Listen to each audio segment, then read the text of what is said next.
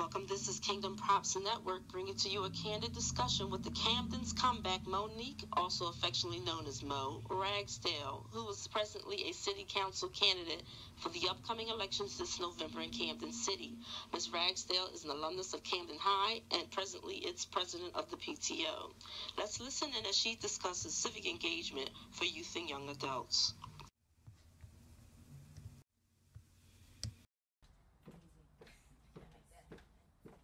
Hello, I'm Sherelle Cornish, and this is Kingdom Prop Network, and today I will be interviewing the beautiful Moneke Ragsdale.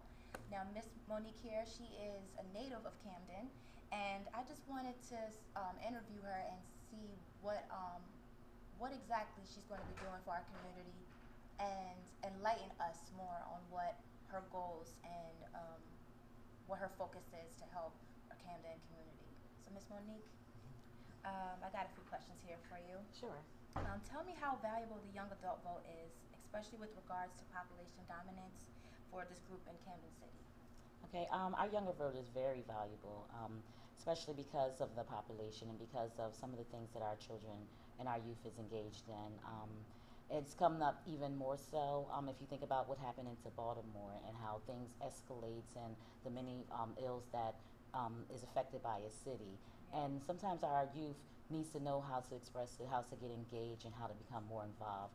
And because we are a very youthful city, they're very innovative. They need to be involved and start getting engaged in voting and civic engagement because that's part of life. You know, education is about producing people outside of life, like, you know, after they graduate, being productive citizens, and that's part of, one contributing to being a productive citizen. Not only that, when you vote, you also have an opportunity to go on jury duty. I know if you remember the Trayvon Martin's case and, Zimmerman, a lot of people were just acting out. But if you talk to someone in general, they say, oh, I don't like jury duty, I don't want to be involved, or they're trying to duck and dive. These are ways we can be actively involved in our community and to help, maybe prevent something like that, in the future where, there be more diverse and more, youth and people being active with what's going on in the community. Absolutely. Wow, yes. I definitely agree with that. Can you also give me your perspective on strategies young adults can utilize to become emerging leaders in their communities? Yes, there are a lot of strategies that youth can do to engage in their community. It can be something small. It can be, whether they're doing a garden and maybe they're starting up, a little, some type of group or something, like maybe there's artists that like to go together, maybe a skateboarding team or, some type of group that, most people, like I live downtown, their thing is basketball, everybody hangs at the basketball court. Right. But, to start doing something positive, like one of the positive aspects downtown, they started like the Larry Game tournament. So most of the time you see them on basketball, they always talking, that's their little thing. But there's other things. They don't have to be athletic. It can be musical. It can be poetry. It can be, spoken word. It can be anything that, common like youth likes together to join and form a club so they can be powerful. And then they can start marketing themselves because with the social media, it's a new avenue. I see a group of children that's doing a new New Jersey dance. I think that's exciting how they all collaborate and getting together and formating different dance. That's one way they can engage themselves. People think that everything is always legislation and policy, but even the small things can help get kids engaged and to keep everything on a positive up note, positive side. Yeah, absolutely. Especially the way technology is set up. Yes. Like it's so easy to just pretty much promote, try to reach out really to people to like to come like, yo, let's do this, let's form this, let's start something, let's just start something, and it's just I think what you said, you really hit the head on the nail with that. I definitely agree with you. To engage the young voters, to bring them out, is very crucial because a lot of the issues that's going on in the city of Camden is dealing with the youth. Whether it's employment, whether it's education, all the issues that surrounding recreation, surrounding the youth. They don't have a voice right now. If they want to restore their voice and start fighting back, they have to start engaging. And one of the ways to engage is voting.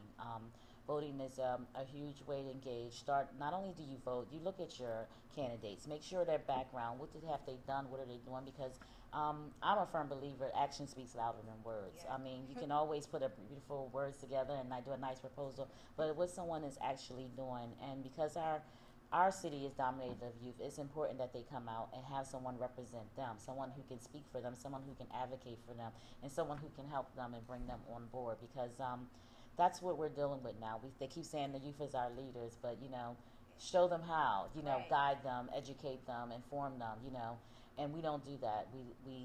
There's a huge gap and misunderstanding of that.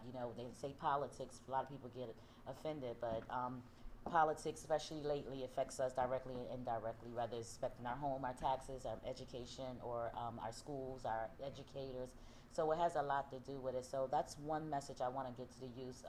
Maybe if they understand a little more clarity of it and how they can be more involved, rather it's serving jury duty, being productive citizen, rather it's they might even want to someday go into politics, either if it's just to testify on legislation or rally up. Say if something drastic happened to the youth in Camden, they wanted to fight, so they want to put together a petition. These are correct ways and orders that they can do stuff where they don't have to result into beating up our city or doing something that's may seem as negative in the news, and not knowing that they're young and they don't know how to express themselves. So I think voting is very good. They should read up on it. They should understand the process, and even for us adults at home. My children, once they're 18, I let them watch debates. I talk to them about the things. We have an actual conversation of, voting. So when they say, a lot of people get discouraged, oh, voting don't count.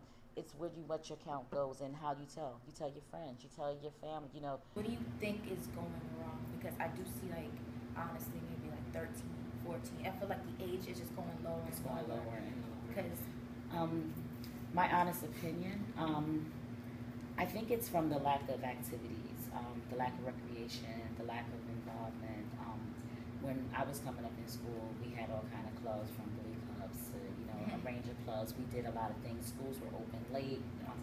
The schools were open. We had less high school, so if there was a show or program, we were all at that one entity. We had our own little YWCA, YMCA, and it was entities that was recreation outside of each neighborhood.